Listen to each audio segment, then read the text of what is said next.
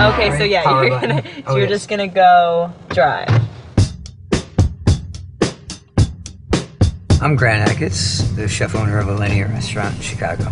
Normally comedians come out of like just bad childhoods. That's basically Is that right? how Well, that's what chefs do too. Is that true? That's why I'm asking. Like, what's the common denominator in the people that become chefs? What is it? Right. Oh, careful!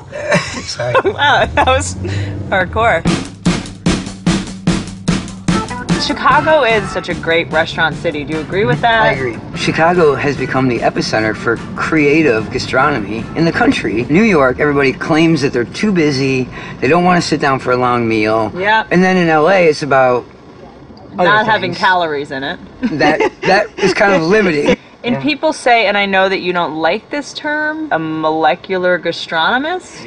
So here's what I think it is. I think it's a restaurant, a chef that emphasizes scientific aspects of their cooking. That's why I don't like the term, because it really doesn't have anything to do with wholesome food, delicious food, creating an experience. Like Alinea is very theatrical. It's participatory theater. It's, you know, all of these things. And I was looking at a lot of the stuff you made. It's also emotional and visceral and art, yeah. If you can make people feel in a certain way. A couple months ago, we had a woman that was celebrating her 80th birthday. Came up to me in the kitchen after the meal, grabbed my hands, right? Tears started to well up in her eyes. It's because the onions that were being cut next to her? And so she goes, "It was the best meal that I've ever had in my life. Thank you for the memories." And I'm like, holy cow. That's big. That's intense. It was really cool, you know?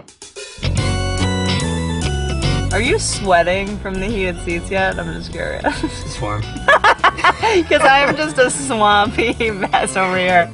Have you ever cut off a finger? No, but see how this finger is kind of pointy? Yes, I do. Okay, was dating a girl, went over to her house. So I go in the kitchen, and I'm like, where are your knives? Oh no, oh no. Oh yeah, I lop off the end of my finger.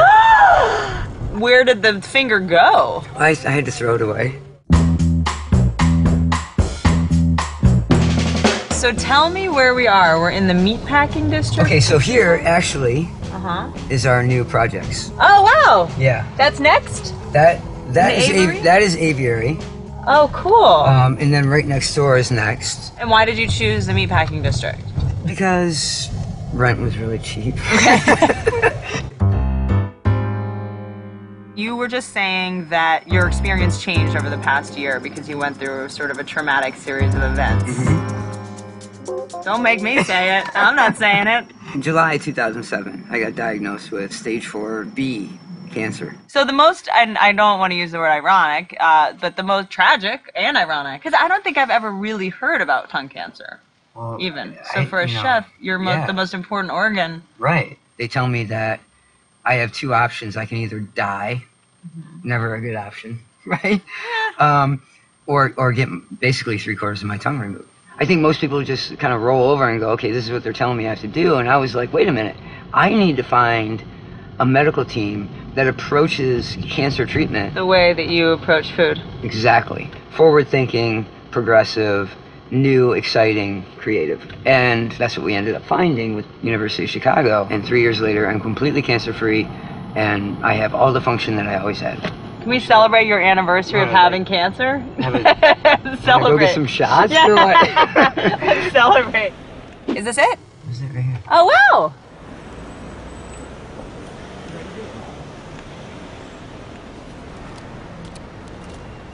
You ready? Yeah. For the fun house? Yeah. This is our entryway. Oh my God. This is like the CIA. Everyone is working with like crazy. This is like Willy Wonka's chocolate factory or something. Do you want to see some cool shit? Yeah. I'm going to give you something that's going to blow your mind. Okay, so you take the tube out. You suck on... I'm going to be very good at this. Okay, do I have to throw my head back? No, just like you're drinking a milkshake. Oh no! You're supposed to do it all. You know what one of these are?